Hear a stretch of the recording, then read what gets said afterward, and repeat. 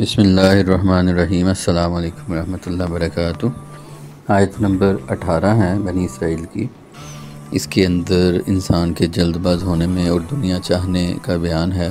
اس سے پہلے جو آیت نمبر 11 ہے اس کے اندر انسان کے جلد باز ہونے میں اور وہ جن کاموں میں جلدی کرتا ہے اس کا بیان ہے۔ اس کے بارے میں آلریڈی ایک ویڈیو بنائی ہوئی ہے جس کی ڈیٹیل میں ڈسکرپشن میں دے دوں گا، وہ بھی ضرور دیکھیں۔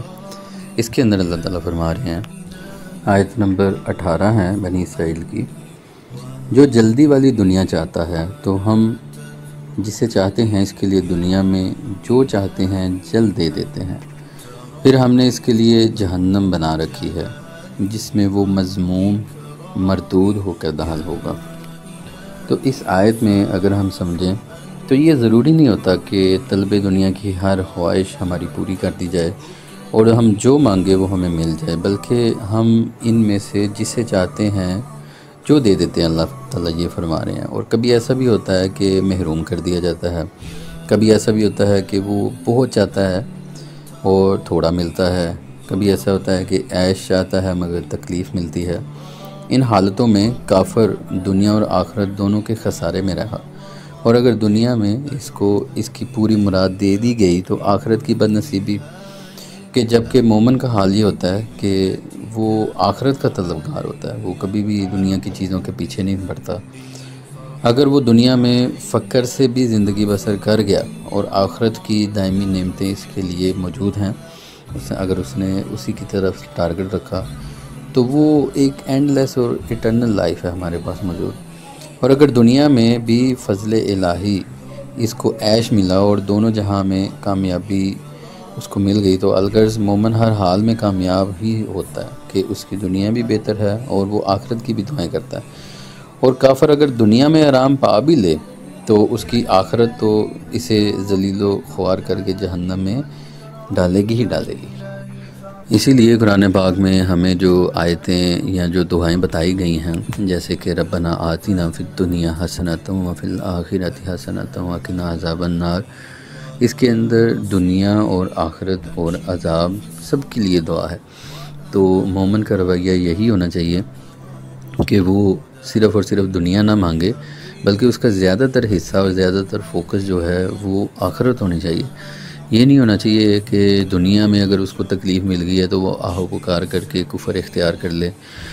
تو بڑی ساری چیزوں پہ سم ٹائم مشکلات آتی ہیں، امتحان ہوتا ہے اللہ تعالیٰ کی طرف سے، لیکن اگر ہم اس پہ صبر نہیں کرتے تو اللہ تعالیٰ ہماری اس پہ پکڑ بھی کر سکتے ہیں۔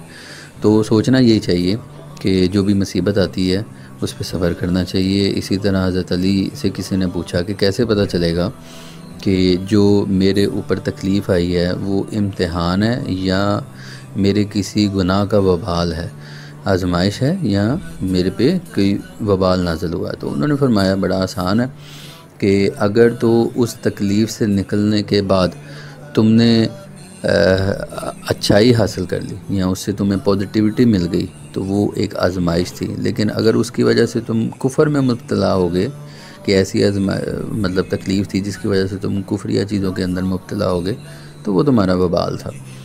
تو ہم دیکھیں تو ہم بھی یہی کرتے ہیں، بعض اوقات ایسی مصیبتیں پڑ جاتی ہیں، انسان ان چیزوں کو سولو کرنے کے لیے بڑے سارے کفریہ کام بھی کر رہا ہوتا ہے۔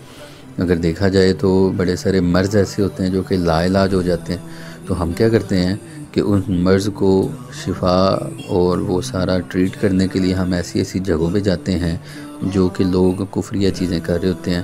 ہمارے معاشرے میں بھی ایسے بڑے سارے لوگ ہیں جو کہ جو 2 نمبر ہوتے ہیں، پیر ہوتے ہیں، ان کے ہتھے چڑھ جاتے ہیں، جو کہ دم درود اور تعویذ کر کے غلط قسم کے سم ٹائم وہ کہہ رہے ہوتے ہیں ہم نوری علاج کرتے ہیں، لیکن اندر سے وہ کالا جادو کر رہے ہوتے ہیں، اور کالا جادو کے اندر تو ہوتا ہی کفر ہے۔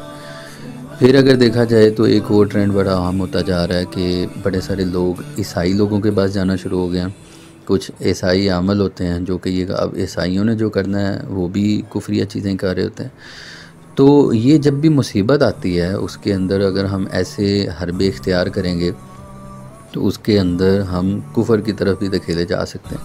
تو اس آیت میں بھی اللہ تعالیٰ یہ کہہ رہے ہیں کہ اگر دنیا کی تمہیں چاہت ہے، دنیا میں اگر تم جلدی کرتے ہو تو وہ دنیا تو تمہیں مل جائے گی جیسے تیسے کر کے، اگر تم نے حاصل کر لی، اس میں بھی مشکلات آ سکتی ہیں، لیکن اس کے عوض آخرت میں تمہارا کوئی حصہ نہیں ہے۔ اگر تم نے ایسا کوئی کام کر دیا جس کے اندر کفر اختیار کر لیا، تو پھر کوئی ایسا معاملہ نہیں ہوتا۔ پھر ایک اور مثال بڑی عام دیکھی جاتی ہے کہ بچے ہوتے ہیں یا ان کے ماں باپ ابھی حیات ہوتے ہیں، تو وہ ان سے زمین جائیداد کے تقاضے شروع کر دیتے ہیں۔ وہ کہتے ہیں ہمارے لیے کچھ کر کے دیں، ہماری دنیا نہیں بن رہی۔ اگر ایک بندہ سیٹل ہوتا ہے تو وہ دوسرے کو کوس رہا ہوتا ہے، کہتا ہے کہ اچھا اگر کوئی بھائی ہیں یا دوسرے ہیں تو وہ دوسرے کو زبردستی کوس رہے ہوتے ہیں کہ اچھا اس کو مل گیا اور ہمیں کیوں نہیں ملا۔ ہاں، اتنا ضرور کرنا چاہیے، رشتہ داروں کا خیال رکھنا چاہیے، وہ تو ہمیں اسلام بھی اس کا کہتا ہے، جتنی جس کی چادر ہے اس کے مطابق کسی کی مدد بھی کرنی چاہیے۔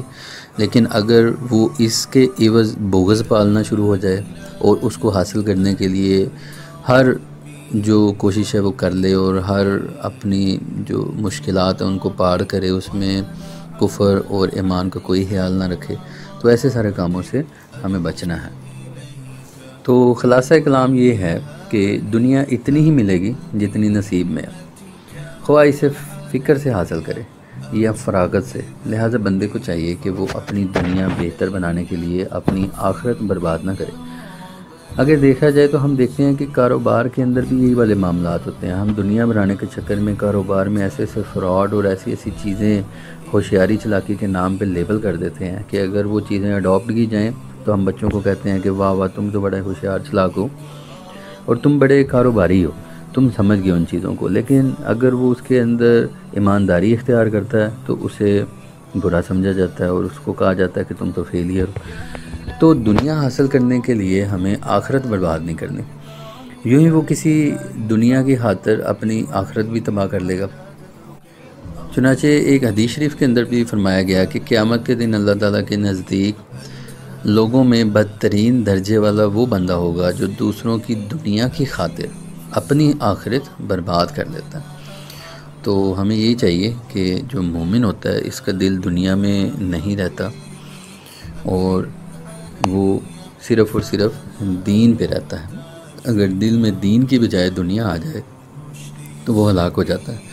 جیسے کشتی میں پانی اتر جائے تو کشتی ہلاک ہو جاتی ہے، اگر وہ کشتی پانی کے اوپر ہے تو وہ کام چلتا رہتا ہے۔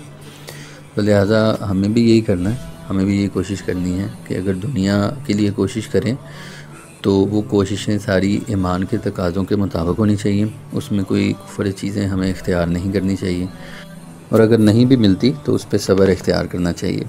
دعا ہے اللہ تعالیٰ سے کہ ہم قرآن پاک سمجھیں اور اس پہ عمل کریں۔ اللہ تعالیٰ ہم سب کو ہدایت نصیب فرمائے۔ السلام علیکم ورحمۃ اللہ وبرکاتہ۔